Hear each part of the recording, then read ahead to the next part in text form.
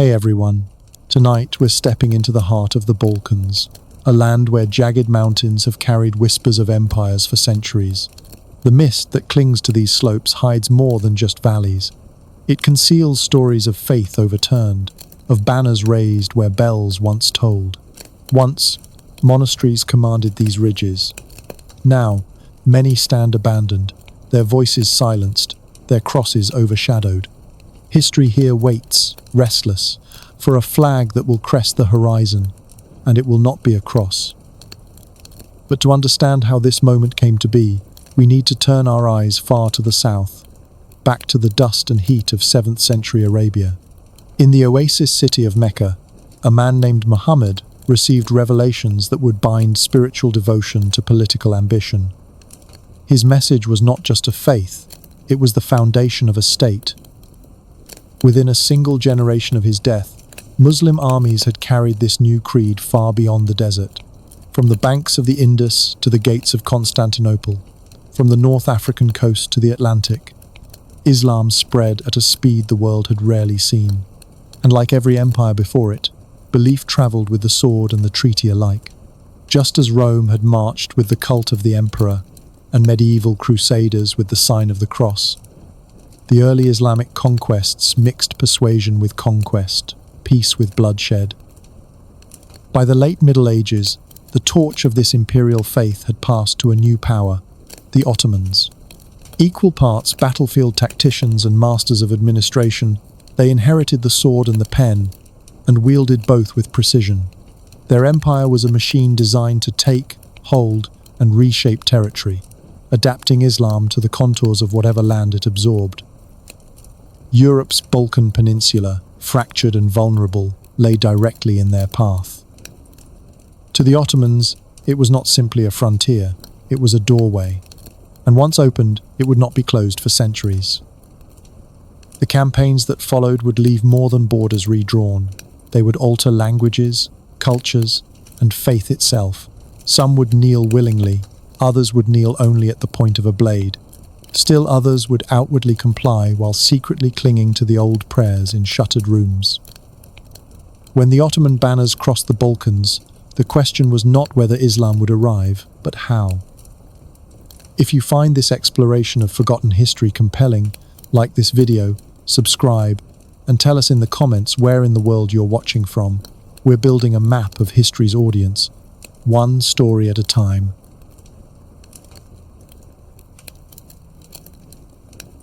The Balkans of the late Middle Ages were less a unified region than a patchwork quilt sewn with fraying thread. Mountains carved deep valleys, where rival princes ruled their own miniature kingdoms, each more concerned with their neighbour's downfall than any distant threat. Serbian lords eyed Bulgarian boyars with suspicion. Albanian chieftains clashed as often with one another as with outsiders. Greek principalities, remnants of Byzantium, squabbled over dwindling scraps of coastline and crumbling fortress towns. The region's geography, a jigsaw of ridges and river valleys, acted less as a shield against invasion than as a wall separating potential allies from one another. Religion did not bridge these divisions, it deepened them.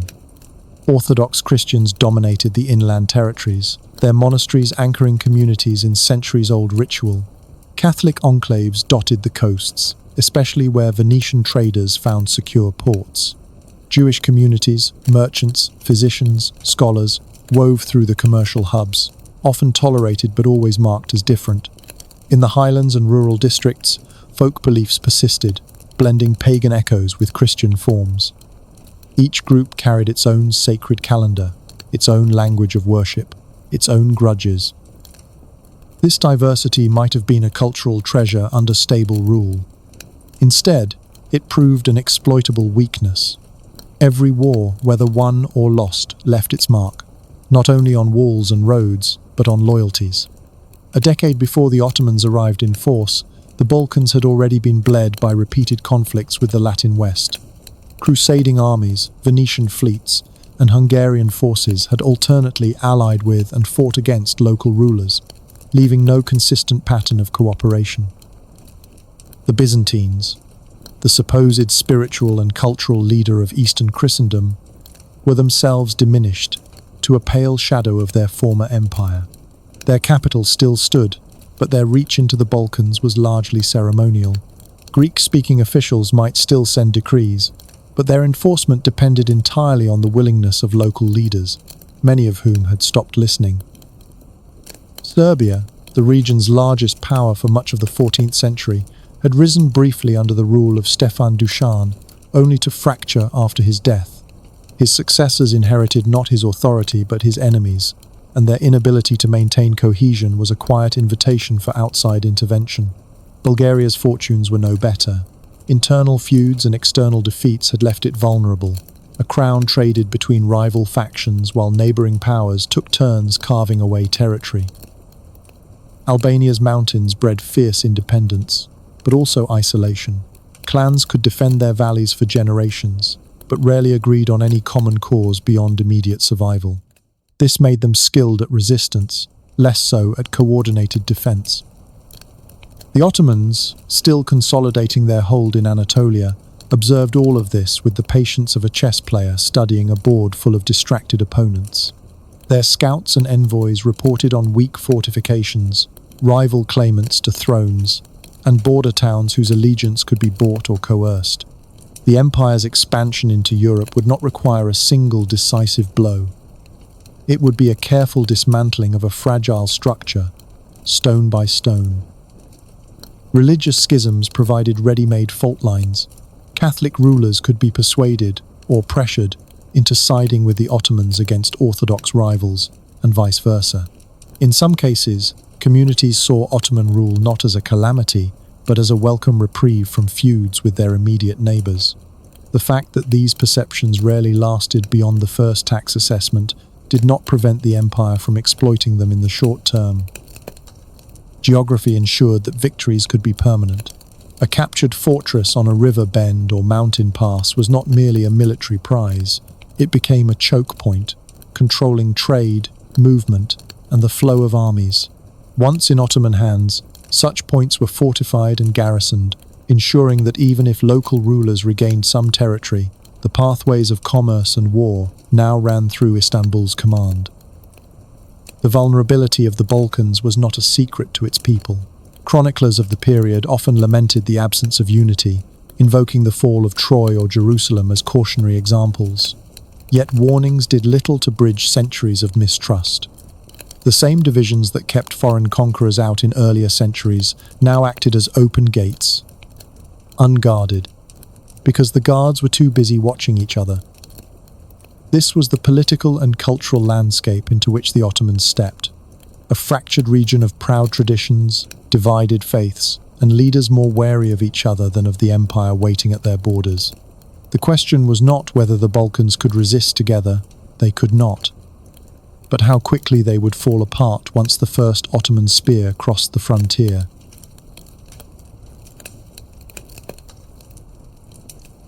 The Ottoman advance into the Balkans was never a random march. It was a series of deliberate strikes aimed at the arteries of the region, its trade routes, its fortress cities, and its symbolic centers of resistance. Each victory was less about territory on a map and more about control over the crossroads, where politics, religion, and commerce intersected. Once secured, these points became the skeleton of a new order. One of the first major flashpoints was the Battle of Kosovo in 1389. This was not merely a clash of armies, but an event that would become a national epic for Serbia and a symbol of inevitability for the Ottomans. Prince Lazar led a coalition of Serbian and allied forces against Sultan Murad I's army. The battle ended in a bloody stalemate. Both leaders were killed, but the political outcome favored the Ottomans. Serbia, weakened and fractured, slipped into the role of tributary rather than independent kingdom. The field itself would be immortalized in Serbian poetry as a place of sacrifice, but for the Ottomans, it was a stepping stone deeper into Europe. Kosovo also demonstrated the Ottoman talent for exploiting both victory and deadlock. Even when they did not wipe out an enemy outright, they left their opponents unable to recover. They took captives, demanded tribute, and secured pledges from surviving rulers. These were not just acts of dominance, they were acts of logistics. ensuring that the next campaign faced less resistance. The fall of Constantinople in 1453 was an altogether different kind of conquest, less a crossroads battle than the deliberate taking of the region's most iconic prize. Sultan Mehmed II's siege combined brute force with engineering ingenuity. Massive cannons shattered the Theodosian walls, a feat that had seemed impossible for 1,000 years. Naval forces dragged ships overland to bypass the chain barrier in the Golden Horn, cutting off the city's lifeline. Inside the walls, the final Byzantine emperor, Constantine XI, fought to the last, but the capital of Eastern Christendom was transformed into the beating heart of the Ottoman world almost overnight. By seizing Constantinople, Mehmed II did more than eliminate the Byzantine Empire. He repositioned the Ottoman state as both European and Asian. The city became Istanbul, and its location allowed control over the Bosporus, the Sea of Marmara, and the Dardanelles. In effect, the Ottomans now controlled the gate between two continents, dictating the flow of trade and military movement. For the Balkans, this meant that resistance could no longer count on aid from the east. The Ottomans had closed the last major corridor. Their sieges elsewhere followed a similar pattern. Fortresses were not taken purely for military glory, but as part of a web of control. Cities like Thessaloniki, Belgrade, and Skopje were targeted for their position along river routes and overland trade paths. Once captured, their garrisons were rotated with loyal troops, their walls repaired or improved, and their economies reoriented toward Istanbul. Resistance became not only dangerous but economically unwise, as trade now depended on Ottoman protection. Tribute demands played a central role in this expansion. Local rulers could avoid annihilation by agreeing to regular payments in gold, goods, or manpower. This was framed as a pragmatic choice: submit and survive, or resist and lose everything. The Ottomans rarely needed to destroy an entire population. Fear of what might happen was often enough to secure compliance. In this way, they conquered not just with swords, but with ledgers and contracts. In some cases, they offered remarkably generous terms. At first, cities that opened their gates could retain some local governance, keep religious institutions, and avoid mass enslavement, but the generosity was calculated. Once the Ottomans had a foothold, the terms inevitably tightened. Taxation increased, garrisons expanded, and the symbolic presence of Islamic authority, mosques, call to prayer, the Sultan's emblem, replaced older civic markers. The choice between annihilation and submission was rarely a fair one. At Smederevo in 1459, the last Serbian capital, the Ottomans issued an ultimatum: accept Ottoman suzerainty or face siege. The city surrendered, but the ruling family was sent into exile, and Ottoman administrators replaced the old bureaucracy. The city's fortifications were maintained, but now they served the empire rather than the Serbian state. Even when resistance flared, it was often crushed with disproportionate force to discourage future uprisings. After the failed Albanian resistance under Skanderbeg, a decades-long campaign of remarkable endurance, Ottoman retribution fell not only on rebels but on communities suspected of aiding them. This pattern of calculated punishment ensured that rebellions in one area would not inspire uprisings elsewhere. The speed with which the Ottomans moved between campaigns left little time for enemies to regroup. They were adept at wintering in one region while preparing for the next year's offensive. Roads were repaired, supply lines secured, and bridgeheads fortified. In many ways, the Ottoman conquest of the Balkans resembled a slow-moving storm system. Inevitable in its direction, unpredictable only in its timing. The crossroads they claimed were not merely physical but psychological. Each city that fell, each fortress that was repurposed, altered the mental map of the Balkans. Communities began to see resistance as futile, and survival as contingent upon accommodation. This shift in mindset was as important as any battlefield victory. It was the quiet conquest of expectation, the rewriting of what was possible under Ottoman shadow.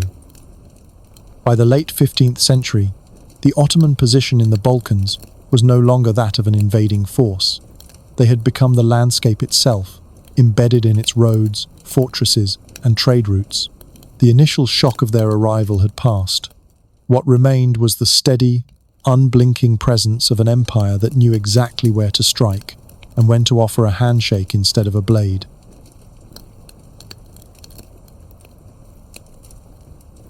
Once a Balkan city or province came under Ottoman rule, conquest gave way to administration.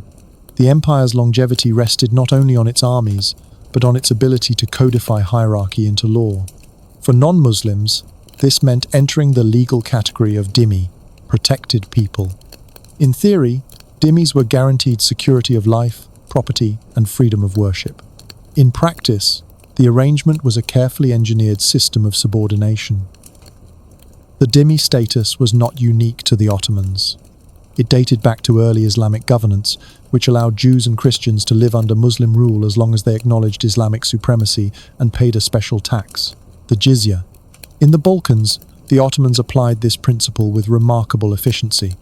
Registration lists recorded each eligible male, calculated his due payment, and tracked compliance with a bureaucratic precision that rivaled any European tax office. Payment of the jizya was both a fiscal obligation and a public signal of one's subordinate position. The act of paying was often ritualized. The taxpayer approached an official, handed over the coins, and sometimes performed a small bow or gesture of humility. While not uniformly enforced in humiliating ways, the symbolism was clear. The dhimmi's safety depended on the sultan's tolerance, renewed annually through tribute. Legal restrictions extended beyond taxation. Dhimmis were forbidden from bearing arms, limiting their ability to form militias or defend themselves independently. Dress codes sometimes required distinct colors or styles for non-Muslims, ensuring instant visual identification in public spaces. In cities, Christians and Jews were often barred from riding horses, reserved for the Muslim elite, and might be restricted to mules or donkeys. Places of worship could remain, but their maintenance was tightly regulated. Churches and synagogues could not be expanded, and in some periods even repairs required special permission from Ottoman authorities. New religious buildings were generally forbidden unless approved by high-ranking officials, a process that could take years and require substantial bribes. This was not outright eradication, but slow architectural attrition. The millet system formalized these arrangements. Rather than imposing direct rule over every community's internal affairs, the Ottomans appointed recognized religious leaders as intermediaries. Orthodox Christians had their patriarch, Armenian Christians their own hierarchy, Jews their chief rabbi. These figures collected taxes, enforced moral discipline, and acted as the official voice of their millet to the Ottoman government. This structure allowed the empire to govern vast, diverse populations without micromanaging every village. It also ensured that non-Muslim leaders were invested in the stability of Ottoman rule. Rebellion would mean losing their privileged intermediary position. Ironically, the millet system preserved many aspects of pre-Ottoman local governance, but under the watchful eye of the Sultan's bureaucracy. For many dhimmis, daily life continued much as before. Markets bustled, festivals were observed, marriages arranged. Yet the boundaries of possibility had shifted. A Christian merchant might trade across the empire, but he knew that certain offices, military ranks, and court positions were closed to him unless he converted. A Jewish physician might treat the elite, but his legal testimony carried less weight than that of a Muslim counterpart. The limits were subtle but constant. The system's stability relied on predictability. Ottoman law outlined rights and obligations clearly, and most subjects understood where they stood. But predictability was a double-edged sword. It meant that centuries could pass without meaningful improvement in status. For those unwilling to convert, the ceiling was permanent. The same rules that protected them also confined them. Over time, the millet system acquired a paradoxical reputation. Some later Balkan nationalist histories portrayed it as an iron cage, designed to stifle non-Muslim communities into submission. Others, looking back from eras of greater religious persecution in Europe, saw it as relatively tolerant for its time. Both views contained truth. The system was tolerant only within the strict limits set by the ruling faith. Ottoman officials often saw themselves as just rulers, pointing to the survival of Christian and Jewish communities as proof of their fairness. Yet this fairness was contingent on obedience and payment. The same machinery that allowed coexistence could, at the Sultan's order, pivot to repression without rewriting a single law. The rules were already in place. It was only a matter of emphasis. By institutionalizing inequality, the Ottomans created a social order that was both stable and inherently imbalanced. The dhimmi and millet systems did not crush non-Muslim life outright. They shaped it, fenced it, and kept it in its allotted place. For the empire, this was governance. For its subjects, it was the quiet pressure of the Crescent shadow, felt daily, rarely spoken aloud, but never forgotten.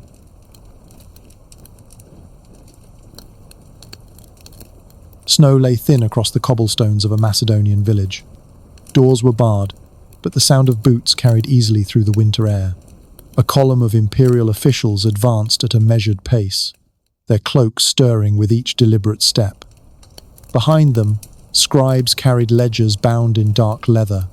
The empire had come, not to take grain, nor coin, but sons. The Devshirme was not an act of improvisation. It was an institution, codified in Ottoman law. Periodically, every 3 to 7 years, imperial agents traversed the Christian provinces, selecting boys between the ages of 8 and 18. Younger ones were considered too fragile for military training, older ones too fixed in local loyalties. The age limits were flexible, but the ledgers were not. Names were recorded, origins noted, and the chosen led away.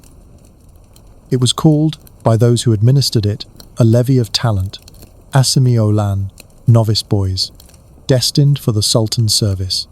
To those who watched their children disappear down the road, it was the blood tax. The irony was plain even then. A state that prided itself on protecting its Christian subjects through the millet system also claimed the right to strip away their heirs. In the villages, the approach of the collection day brought a choreography of evasion. Some families hid their sons in mountains or monasteries. Others dressed them as girls, hoping the inspectors would pass them over. Yet the system was persistent. Imperial registers cross-referenced past visits, ensuring that no community could indefinitely avoid its quota. Absence merely postponed the inevitable. Once taken, the boys were marched in groups to central collection points, often provincial capitals where the empire's scale became visible. There, they were inspected again. Physical strength was prized, but so was a certain look, features thought to be suitable for the Sultan's household or the elite Janissary corps. A boy might be diverted from soldiering to serve in the palace kitchens or scribal offices if his demeanor seemed promising. The journey did not end at the point of selection. Those chosen for military service were sent to Turkish Muslim families in Anatolia to learn the language, religion, and customs of their new world. The state referred to this as training in the faith. It was a slow erasure of earlier identity, undertaken without the smoke of battle or the noise of chains, just the steady application of years. Not all experiences were uniform. In some accounts, the boys were treated well, even gaining skills and status far beyond what their birth would have allowed. In others, the trauma of separation never faded. The Ottoman chronicler Ahmed Bikan described the practice with pride, noting that it brought the finest youth of the realm into the light of Islam. The phrasing neatly avoided mention of the darkness left behind in the villages. Legally, the Devshirme was framed as both obligation and opportunity. Christian parents were forbidden to offer bribes to exempt their sons, though such prohibitions mainly served to drive up the price of successful ones. Certain groups, such as Jews or urban artisans essential to commerce, were typically exempt, underscoring that the tax was less about religion alone than about the state's calculation of resources. The paradox was that the boys often became some of the most loyal servants of the empire. Janissaries, elite infantry forged from the levy, were bound to the Sultan personally, forbidden to marry or own property during service, and prohibited from forming hereditary lines. This was loyalty by design, men without dynasties, entirely dependent on imperial favor. The road from village to barracks was paved with both loss and ambition. The practice also reinforced the empire's ideological message. The Sultan, as protector of Islam and ruler over diverse peoples, demonstrated his ability to draw strength from all subjects, converting raw provincial life into the machinery of state. In this sense, the Devshirme was both a recruitment drive and a declaration of power, the periphery feeding the center. From a distance, the process had the air of order, neat lists, measured quotas, regular intervals. Up close, it was a cycle of uncertainty for the Christian communities of the Balkans. A child might vanish into the empire's vastness, emerging years later as a soldier in foreign wars, or never be heard from again. Records list the boys by name on one page and by regiment number on the next, as if they had simply changed classification. By the 17th century, the system began to decline, eroded by corruption, political change, and the shifting nature of Ottoman warfare. But in its prime, it was a steady, quiet mechanism, an artery through which the empire drew its lifeblood. Villages learned to live in its rhythm, dreading its return but adapting to its demands. The sound of boots in the snow became as much a part of winter as the wind through the eaves. The Devshirme had ended in name by the early 19th century, but in memory it lingered. Folk songs recalled boys taken and never returned. Local legends spoke of Janissaries recognizing their birthplaces and pausing before burning them. Whether true or embroidered, such stories ensured the levy's place in Balkan memory, not just as a tax in blood, but as a measure of the distance between ruler and ruled.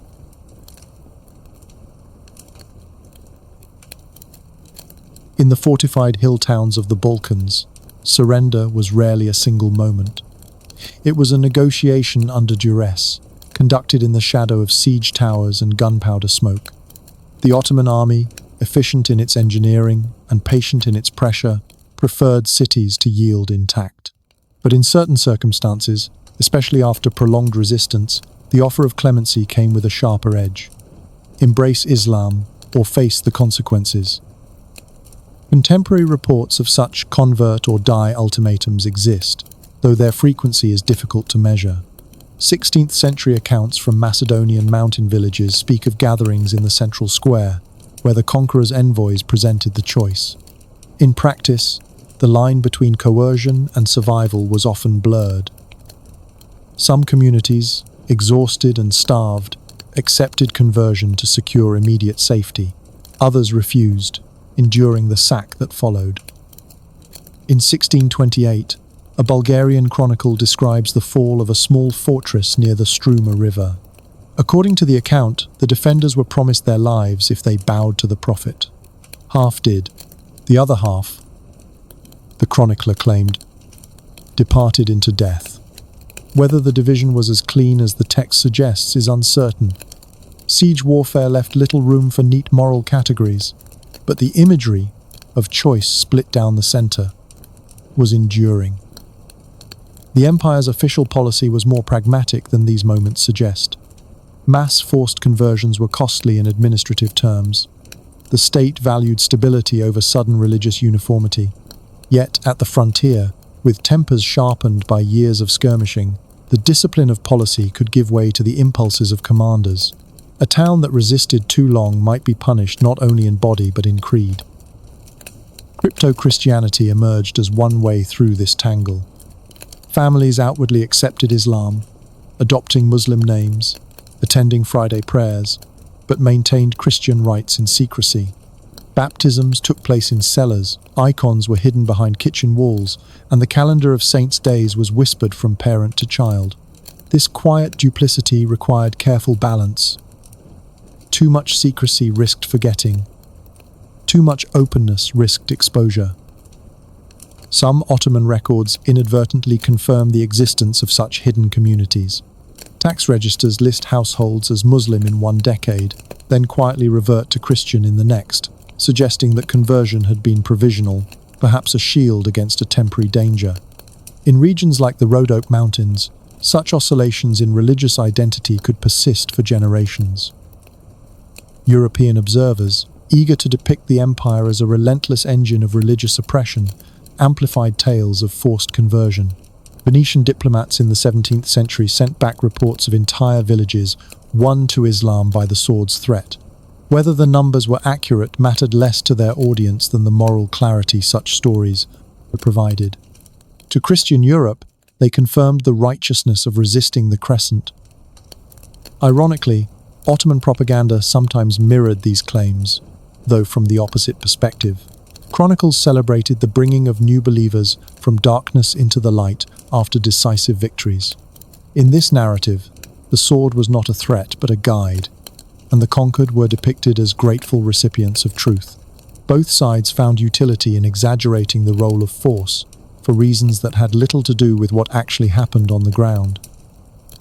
Local folklore preserved its own versions, less concerned with policy or propaganda. In the Albanian highlands, songs tell of warriors given the choice between death or the green faith, and choosing the latter only to plot rebellion later. These stories folded conversion into the cycle of resistance, turning the act from surrender into camouflage. Faith, in such retellings, could be worn like armor or discarded like a disguise. It is important to note that moments of genuine swordpoint conversion, while documented, coexisted with the slow pressures of daily life under imperial rule. Economic incentives, legal restrictions, and social mobility often played a larger role than the sudden drama of a siege. But the spectacle of a forced oath, taken in the glare of an enemy's victory, had a symbolic power far beyond its statistical weight. The image endures because it condenses the complexities of empire into a single tableau. A commander, a sword, a choice. In reality, the Ottoman conquest of the Balkans was an uneven mixture of persuasion, privilege, and coercion. Yet the memory of the blade's shadow, whether experienced, imagined, or inherited, became part of the region's historical landscape.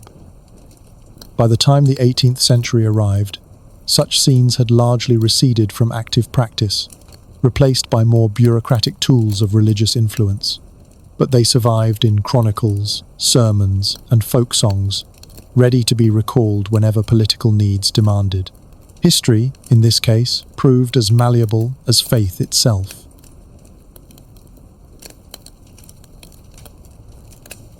The empire's most persuasive argument for conversion was not always the sword. More often, it was the ledger. In Ottoman tax registers, faith was not simply a matter of creed, it was a category that determined what one paid, what one could own, and how far one might rise. The jizya, a poll tax on non-Muslims, was predictable and persistent.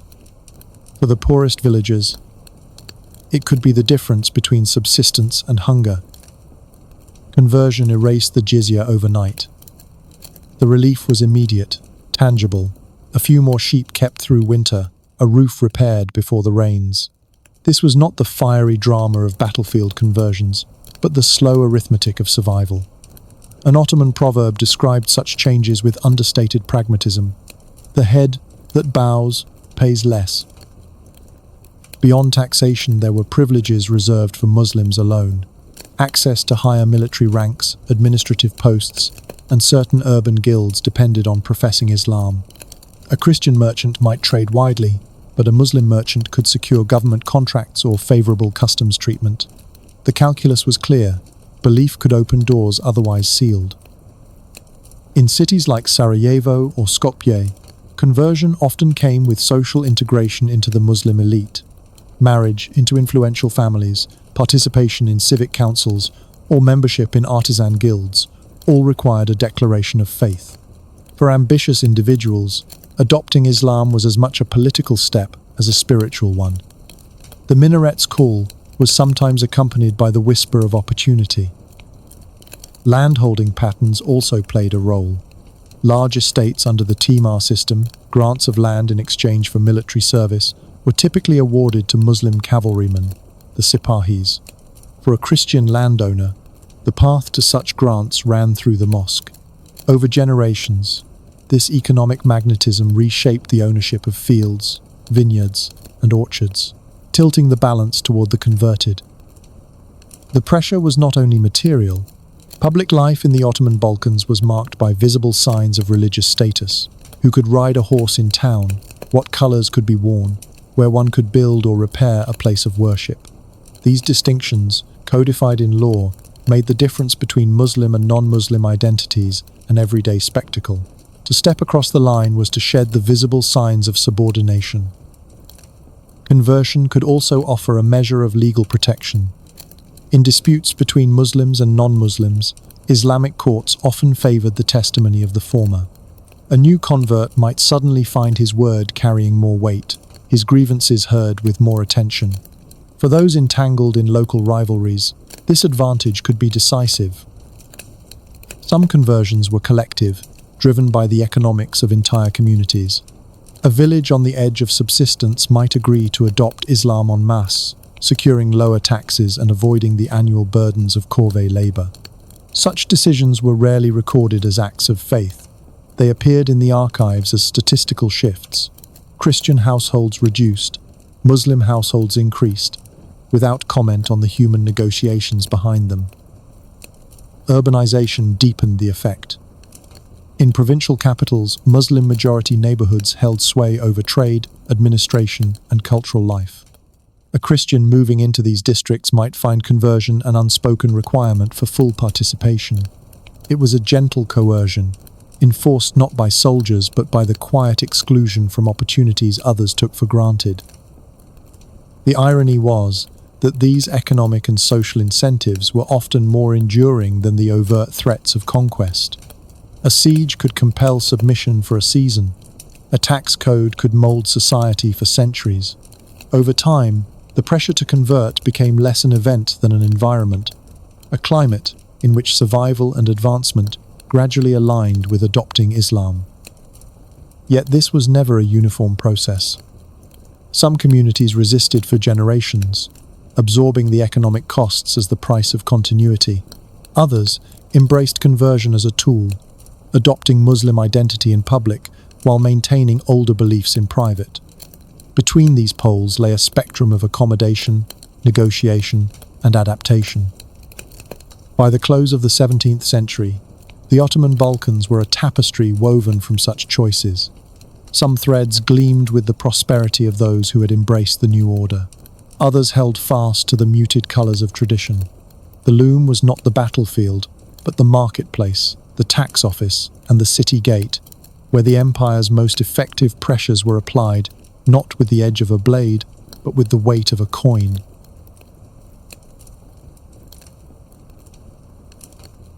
Under the pale light of dawn, the bells of a hillside monastery called the faithful to prayer. Their sound drifted over vineyards and terraced fields, mingling with the lowing of cattle and the muffled creak of cartwheels on a dirt road. In the Balkans before the Ottomans, religion was not an isolated ritual. It was the rhythm of daily life, woven through the seasons and the landscape. The monastery walls, built thick against time and trouble, were as much fortresses of identity as of stone. Inside, candles flickered against frescoes that told the story of saints and emperors, their pigment still bright enough to defy centuries. Orthodox Christianity dominated much of the interior, its influence radiating from monastic centers in Serbia, Bulgaria, and Greece. These institutions were more than places of worship. They were schools, scriptoria, and archives. Monks copied theological treatises beside royal charters, storing both side by side in cedar chests. Royal families patronized such places not only for salvation but for legitimacy, allowing a monastery's blessing to stand in place of an army in certain disputes. To be anointed was to be acknowledged, a reminder that political authority could be drawn in ink as well as in blood. Along the coasts, the rhythm changed. Catholicism, carried on the tides by Venetian and Ragusan merchants, left its mark in stone cathedrals and maritime law codes. Priests here might arrive in foreign ships, speaking a mix of Latin and Italian, bringing with them not only the Mass, but the mercantile networks that bound Dalmatian ports to the Adriatic world. The church towers of these towns were as much lighthouses for trade as for souls, their bells marking the hour for cargo as reliably as for vespers. Jewish communities thrived in certain Balkan cities, often near trade routes and river crossings. Their synagogues stood discreetly in urban quarters, built not to dominate skylines but to endure quietly.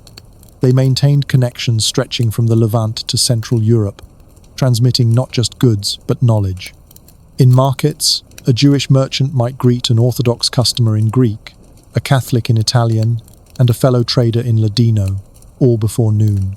Such linguistic flexibility was a survival skill long before it became an academic discipline. The coexistence of these faiths did not mean equality. Religious lines could be as clear as the riverbanks dividing one valley from another.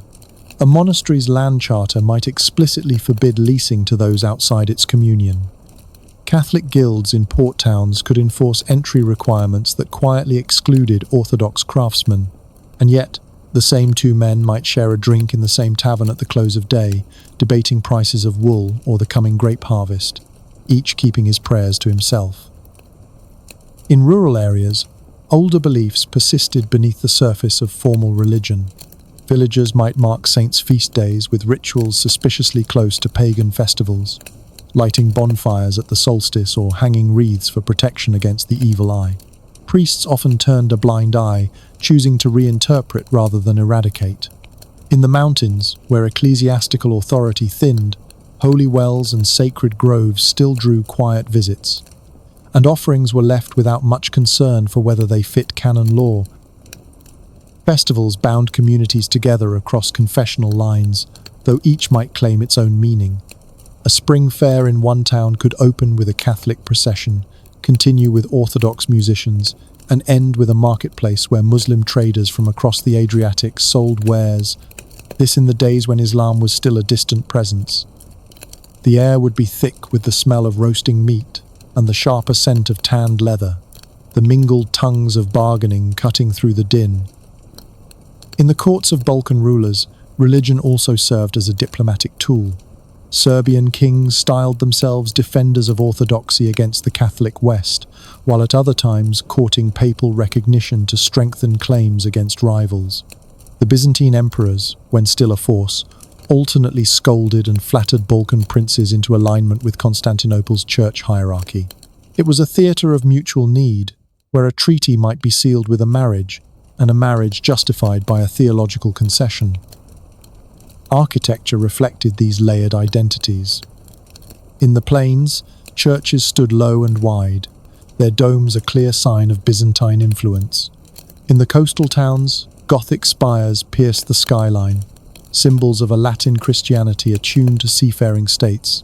Frescoes in one village might depict saints in imperial robes, while a church a day's ride away showed them in rustic tunics, a quiet assertion of local autonomy. Even in stone, the region spoke in many voices. Manuscript culture preserved and transmitted this diversity.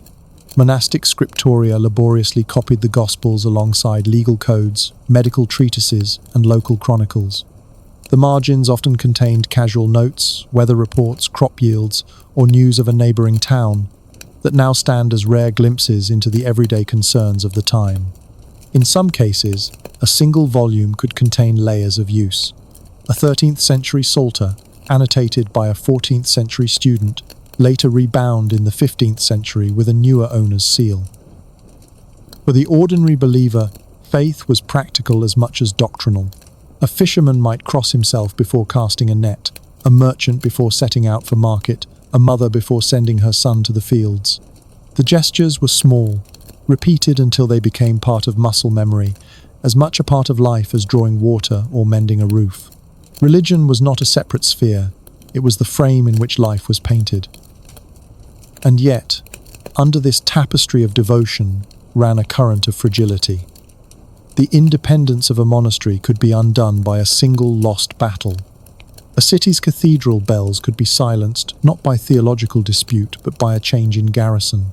In this world, faith was a shield, but not an impenetrable one. Its strength lay in continuity rather than in conquest. The Ottomans, when they came, would find a land rich in devotion, but also rich in the divisions and vulnerabilities that devotion sometimes deepened. The stage was set. In the mountains and the ports, in monasteries and market squares, religion shaped the Balkans into a mosaic. Brilliant, intricate, and, as history would prove, easily fractured. It was this mosaic the Ottoman armies would soon step upon, one tile at a time.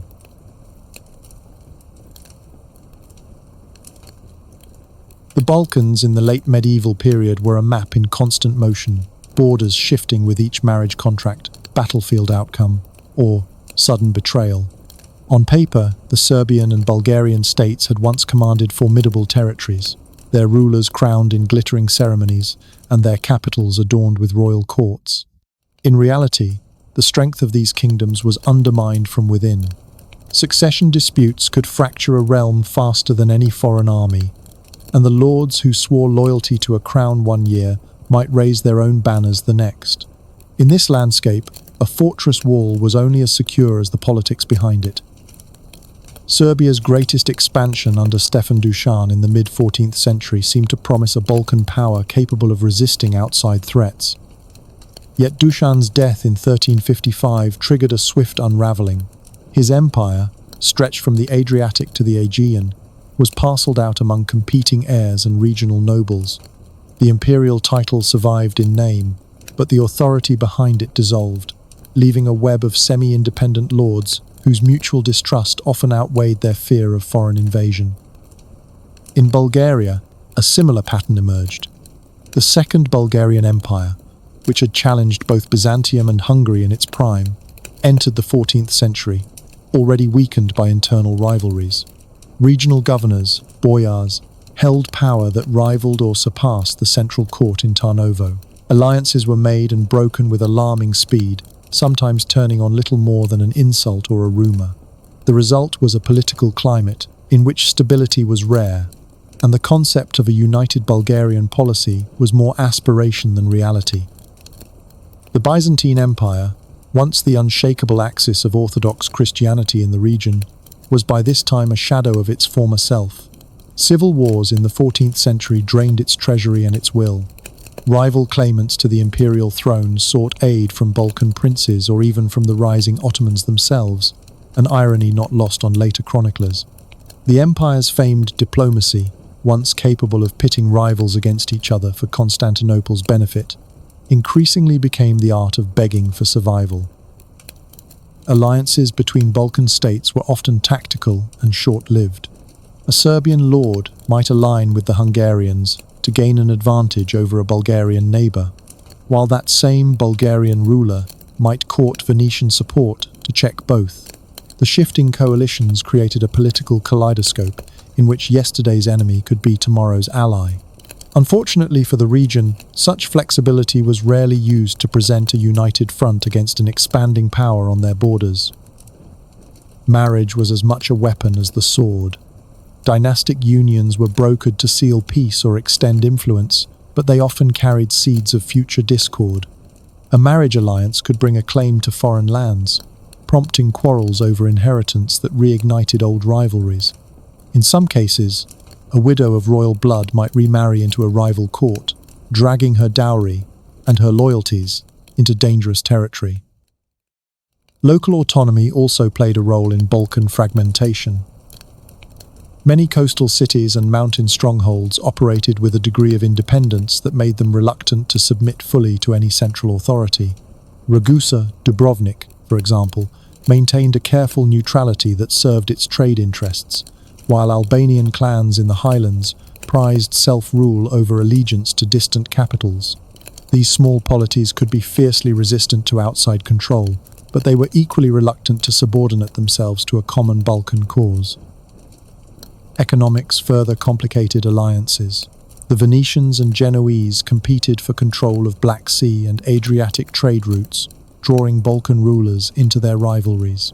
A prince, dependent on Venetian trade, might hesitate to aid a neighbour allied with Genoa, even if both faced the same looming Ottoman threat. Commerce, which in theory could unite, often acted as a wedge between would-be allies. Religion, too, was a political fault line. Orthodox and Catholic rulers could and did form alliances, but the divide often limited trust. Appeals to outside powers were framed in confessional terms, with Orthodox rulers seeking aid from Moscow or Mount Athos, and Catholic rulers turning to the papacy or the Kingdom of Hungary. These religiously tinted alliances rarely extended to long-term unity, especially when the immediate goal was to gain advantage over a fellow Balkan rival rather than to repel an invader. The result was a chessboard where too many pieces moved independently, and no one coordinated the game. Even when a serious threat emerged, such as the first Ottoman raids into Thrace, responses were scattered. One lord might offer tribute to buy peace, another might launch a retaliatory raid, and a third might sit idle, hoping the storm would pass him by. In the short term, such strategies preserved local autonomy. In the long term, they cleared the way for a more disciplined and centralized adversary. Contemporary chronicles often read like inventories of missed opportunities. A battle narrowly won against the Ottomans would be followed not by a united counterattack, but by renewed infighting over the spoils. Treaties meant to ensure peace often expired before the ink dried, undone by shifting loyalties or the death of a signatory. These records convey not just the chaos of the era, but the strange inevitability with which it moved toward larger conquest. By the time Ottoman armies began to cross the Balkans in force, the region was primed for their advance, not because its people lacked courage or will, but because their rulers had spent decades perfecting the art of mistrust. Each fortress, each army, each dynasty stood ready to defend its own interests, yet few were willing to defend the region as a whole. It was in these cracks that the Ottoman wedge would be driven, with precision and patience.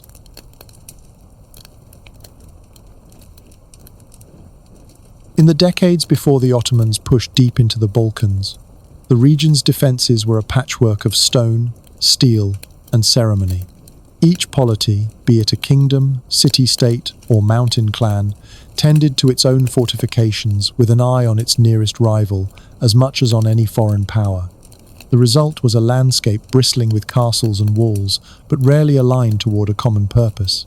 From the Dalmatian coast to the Pindus Mountains, towers rose against the horizon, their banners proclaiming the pride of their builders, yet often signaling the limits of their cooperation. Fortresses anchored this defensive web.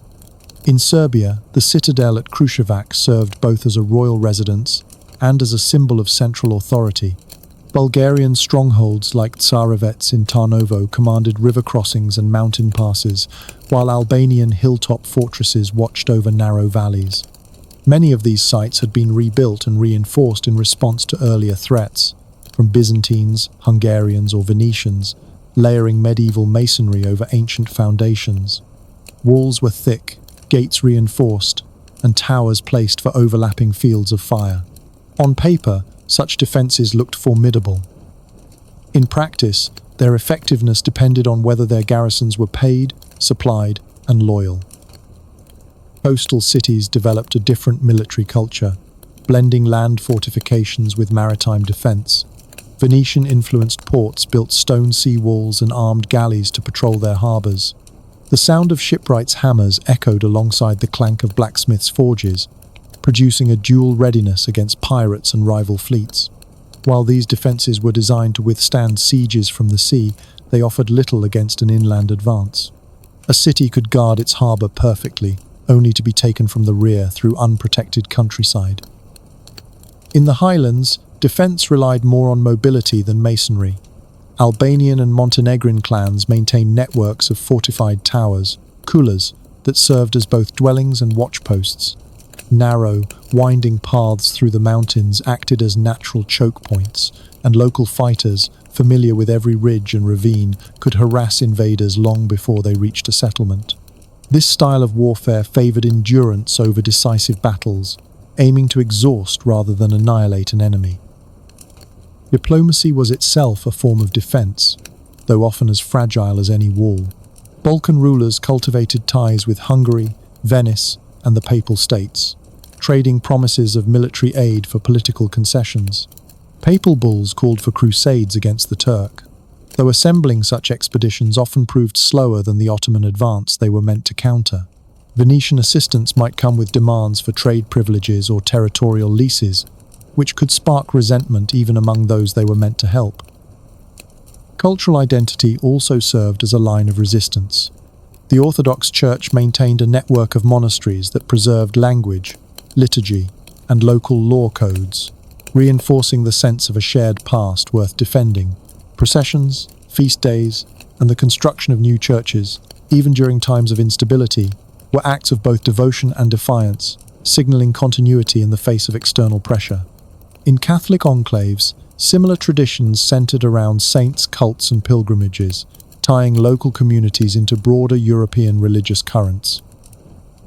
Military orders occasionally appeared on this stage, though their role was limited.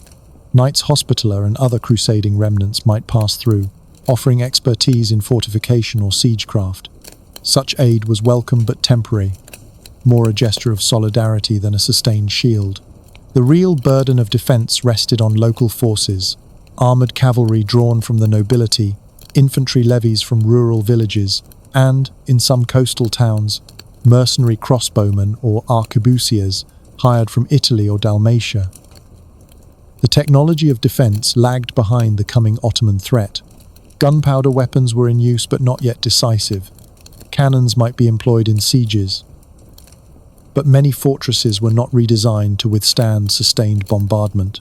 Commanders often relied on traditional tactics, holding gates, contesting walls, without fully adapting to the reality that artillery could reduce centuries-old stonework in days. Still, resistance was not purely reactive. Some rulers invested in offensive expeditions meant to preempt Ottoman incursions. Skirmishes along the borderlands, raids into Thrace, and even attempts to ally with Anatolian rivals of the Ottomans marked an awareness, however sporadic, that waiting behind walls was not enough. Yet such efforts were rarely coordinated, and a victory in one sector might be squandered by inaction in another. Festivals and pageantry could take on a defensive purpose as well. Knightly tournaments, church consecrations, and royal weddings became occasions to display military readiness. Armored processions, volleys of arrows, and mock battles meant to reassure subjects and intimidate rivals. These spectacles projected strength, though their ability to deter a disciplined Ottoman army was questionable. The final years before Ottoman dominance were marked by a sense of guarded vigilance. Patrols still rode the passes, watchfires still lit the hilltops, and walls still cast their long shadows across the land. Yet beneath the surface, supplies ran short, treasuries thinned, and loyalties frayed. The defences that remained, stone and steel, oath and creed, were strong enough to hold an enemy at bay for a season, but not for a generation. When the first Ottoman banners appeared on the horizon, the Balkans met them with towers and treaties, with prayers and parades. It was a defence born of courage, but also of isolation, each stronghold prepared to stand alone if it must. The Ottomans, watching from beyond the frontier, could already see where the gaps lay.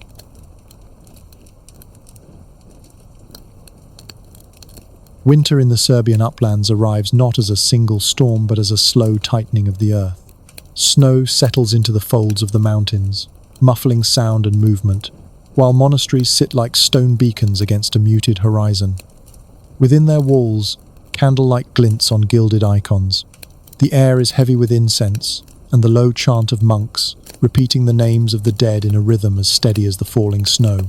Among these names, one returns again and again: Lazar, Prince, and Martyr. Prince Lazar Hrebeljanović's death at Kosovo in 1389 is not merely remembered, it is staged, retold, and reimagined. In epic poetry, he appears not as a fallen commander, but as a Christ-like figure, offered a heavenly kingdom in place of a fleeting earthly one. The battlefield becomes a Golgotha. The Ottoman advance a test of faith rather than a political inevitability.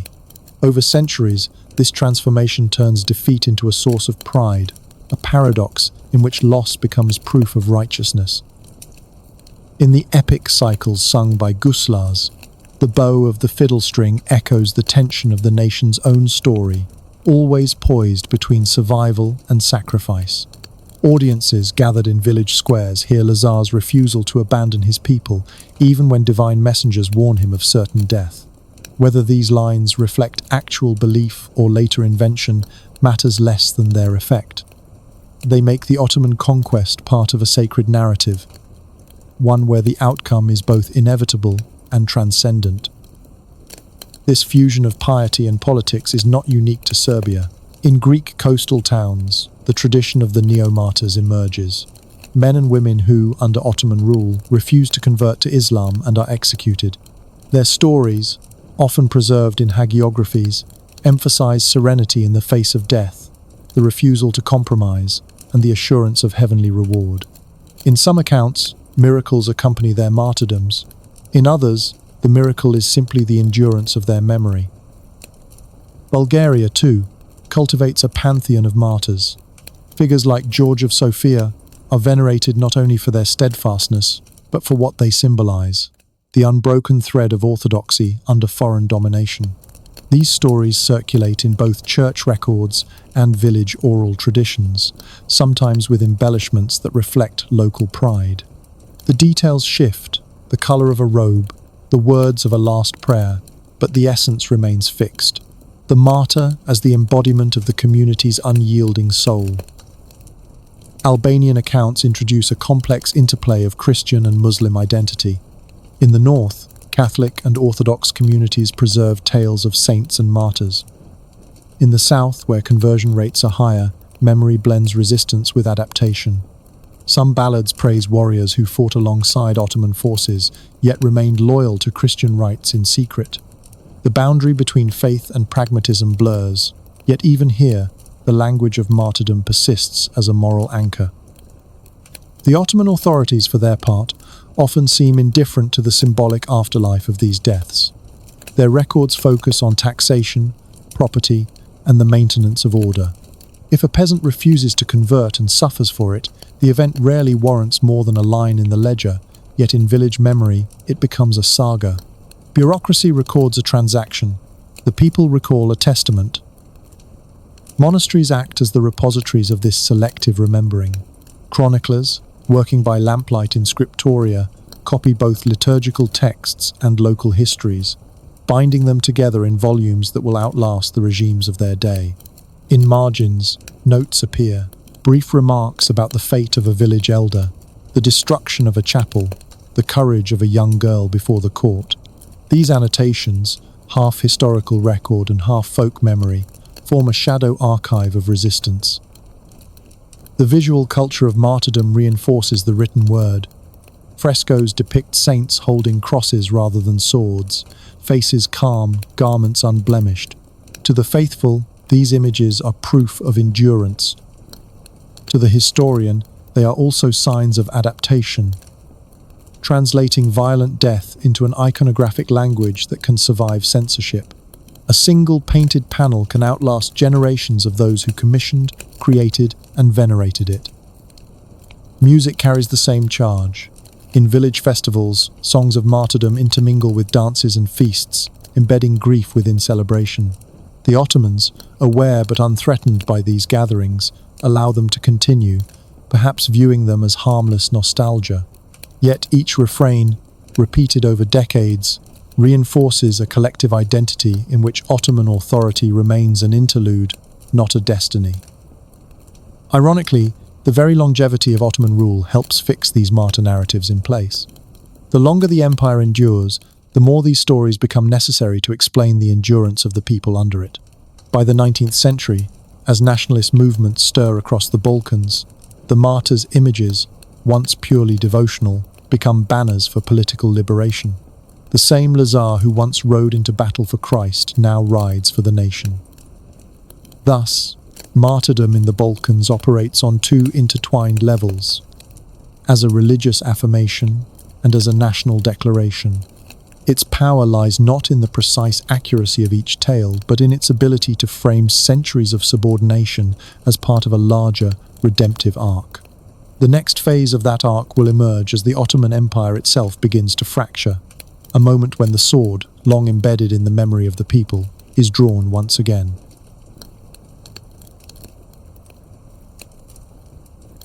The final decades of the Ottoman Empire begin not with collapse, but with a tightening grip. In Anatolia's high plateaus and coastal towns, the state's presence becomes more insistent. Tax collectors, gendarmes, and officials moving through markets like the tide through narrow harbours. Behind the routine of administration, a different current gathers force, one that will strip entire communities from the map. Between 1894 and 1924, waves of violence sweep through the empire, targeting Armenians, Greeks, and Assyrians. Historians now refer to this period as the 30-year genocide, though at the time each episode is treated as a separate crisis, an uprising here, a reprisal there. For those who endure it, the distinctions blur. A village burned in 1895 and a forced march in 1915 belong to the same pattern, even if the official decrees describe them in different terms. The Hamidian massacres of 1894-1896 set the tone.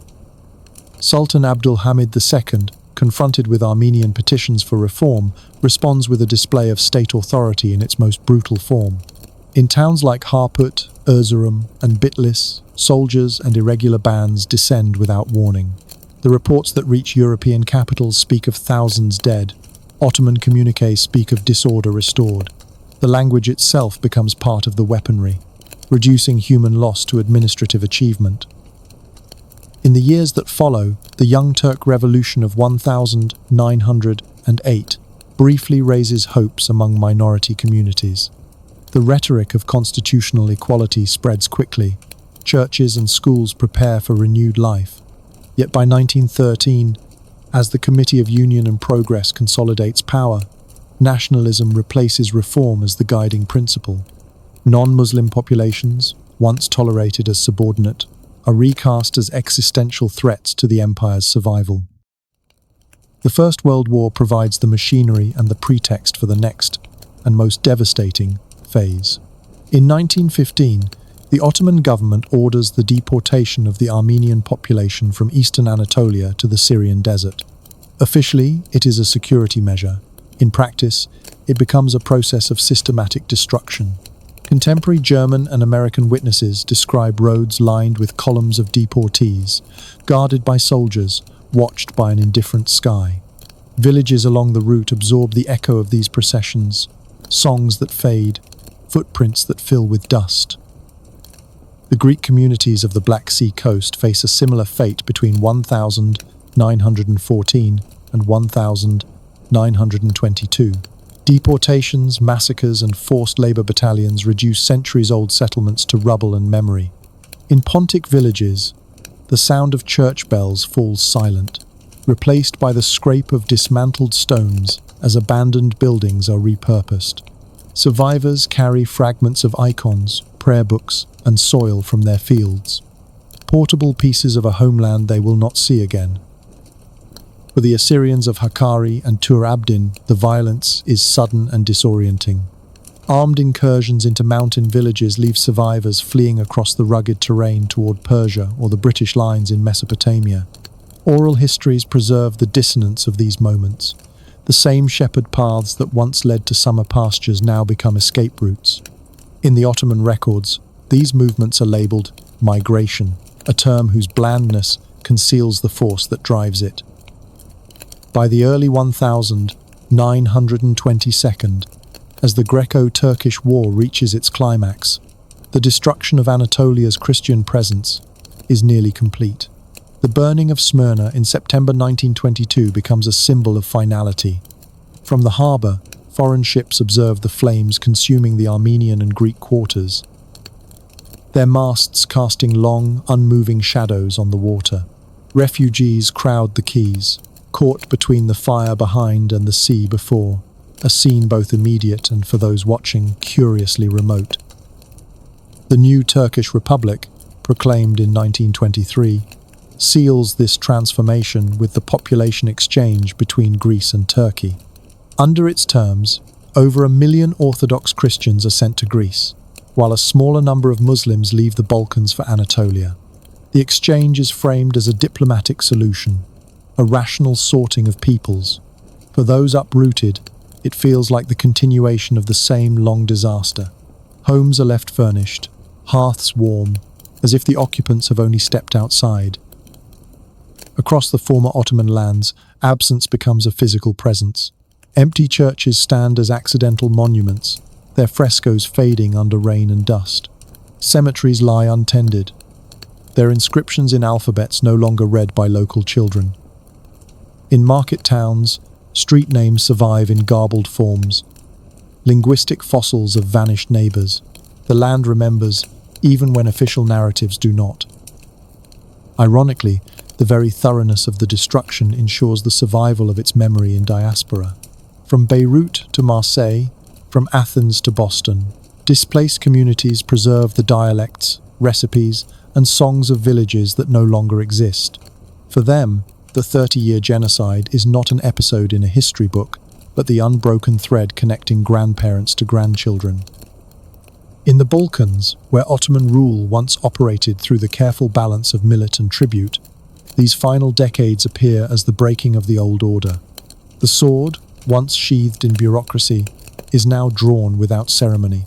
The next chapter of this story will not be written in imperial decrees but in nationalist histories, where absence itself becomes a claim to the past.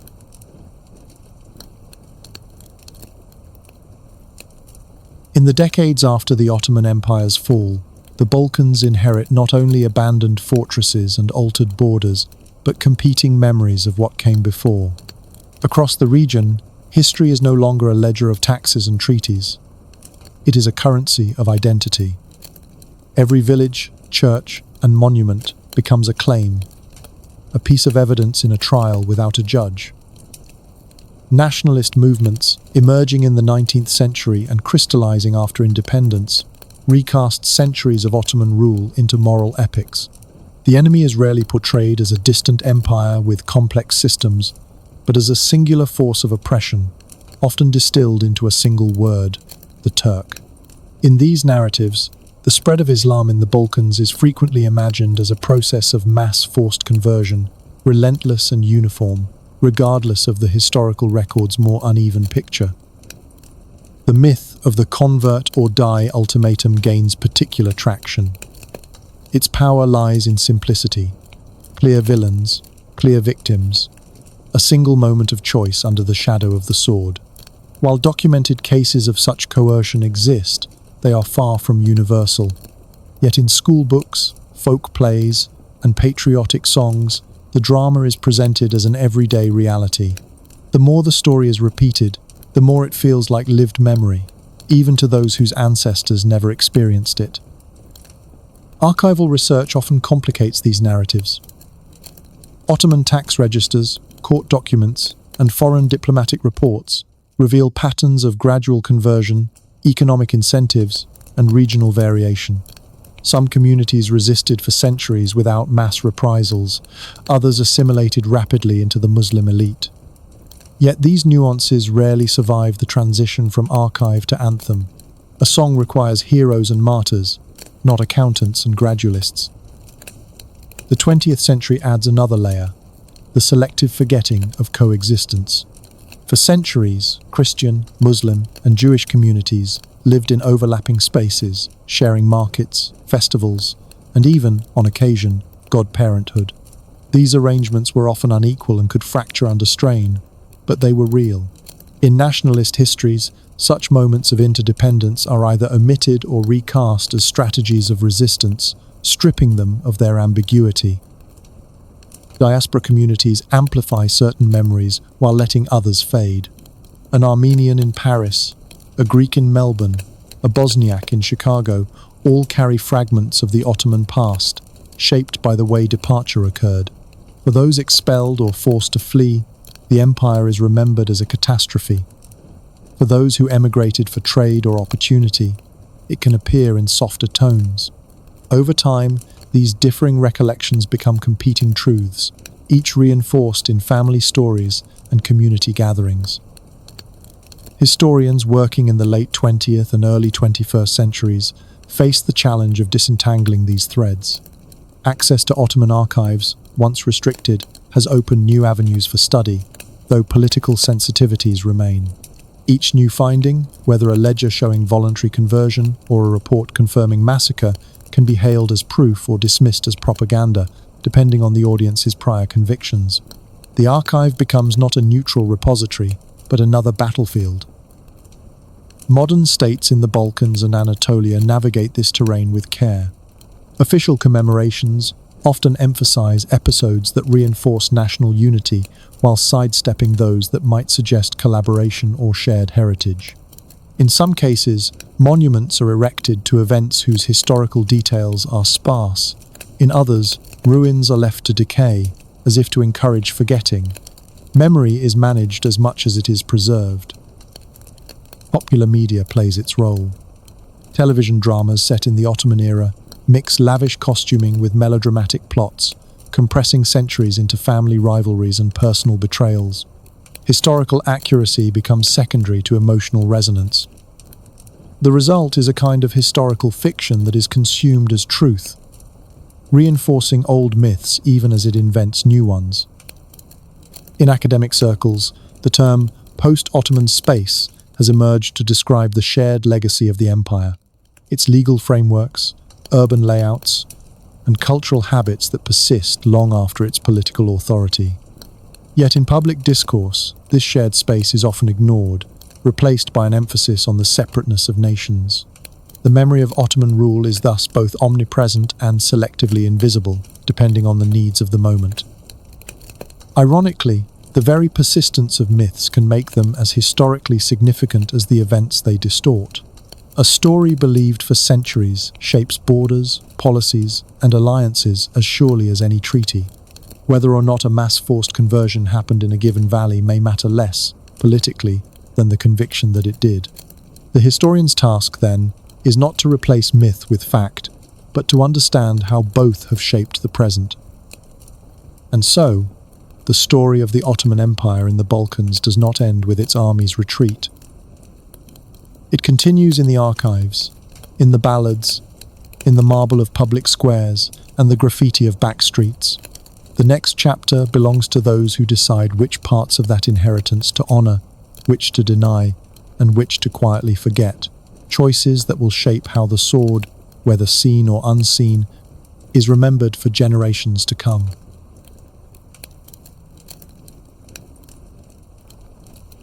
The Ottoman centuries in the Balkans resist a single interpretation. For some, they are an age of endurance under pressure. For others, a time of collaboration, adaptation, and change. Between these poles stretches a spectrum, conversion by persuasion, by opportunity, by quiet necessity, and at times, by force. The record does not offer a single narrative, but a mosaic of local stories, each shaped by the vantage point of those who told them. The sword is present in all of them. Sometimes it is drawn openly, as at Kosovo or during the sieges that followed. Sometimes it rests in its scabbard, implied in the laws, taxes, and privileges that make one faith the path to full citizenship. In both cases, its shadow shapes the choices available, narrowing the possible futures for those who lived beneath it. Communities adapted in ways that defy easy judgment. A village might resist conversion for centuries, another might embrace it within a generation. Some blended traditions in secret, practicing one faith for the authorities, and another at home. Others found in Islam not only survival, but a new identity they would carry proudly into the modern era. The sword was never the only force at work, but it was never entirely absent. Faith endured, often in forms invisible to outsiders. Candles burned in hidden chapels. Prayers were whispered in languages no longer taught in schools. Songs carried memories across borders. In time, these small acts of continuity became as much a legacy as the conversions themselves, proof that belief could outlast conquest. The aftermath is written in stone and silence. Churches repurposed as mosques still bear faint outlines of saints beneath layers of paint. Abandoned monasteries stand roofless but not erased. In marketplaces built on old churchyards, traders call out prices without knowing the names carved into the slabs beneath their feet. The past lingers quietly, even when no one names it. In the modern Balkans, the memory of conversion under Ottoman rule is often sharper than the events themselves. Myths and history coexist, each reinforcing the other. The past is invoked in speeches, in festivals, in the rituals of national commemoration, as if to prove that the centuries of Ottoman presence were never truly accepted. Yet the material traces, the architecture, the loanwords, the recipes, show a different kind of permanence. It is in this duality that the final irony rests. The Ottomans are gone, their banners no longer cross the mountain passes, their officials no longer weigh petitions in provincial courts, yet the conversions they oversaw, whether by persuasion, privilege, or coercion, still stand in the landscape. They are there in the minarets, rising above old Christian quarters, in the surnames altered by language and law, in the folk songs that speak of loss in the language of faith. The sword unseen still hangs in memory, its presence felt in the way history is told and retold. It is less a weapon now than a shadow cast over the past, a reminder that power often works as much in silence as in the clash of arms.